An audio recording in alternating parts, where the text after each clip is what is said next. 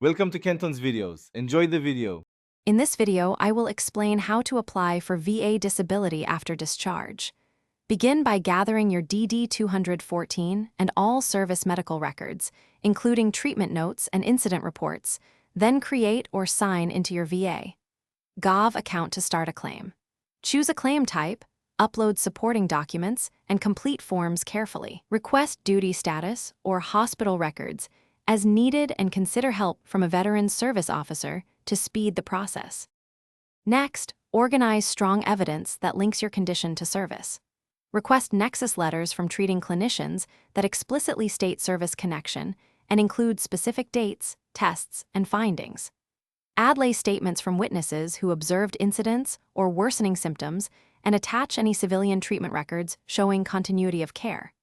The right documentation can prevent denials and reduce delays, so be thorough and methodical when preparing your packet. If you're finding this guide helpful, please subscribe and like to support more veteran-focused content. Quick recommendation: make meal prep easy with leak-proof containers that keep lunches tidy during busy, claim appointments and recovery days, a small hack that saves time and stress. I picked them because they're durable and practical for on-the-go veterans.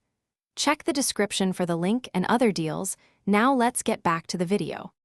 When filing, consider the fully developed claim to reduce back-and-forth requests and potentially speed decisions. Attend any VA exams on time and bring a clear timeline of symptoms, treatments, and how daily life is impacted. If you disagree with a decision, file an appeal or request for higher-level review quickly and consult an accredited representative for strategy. Keep copies of every submission and follow up regularly to track progress. Thanks for watching. Consider subscribing if we helped you.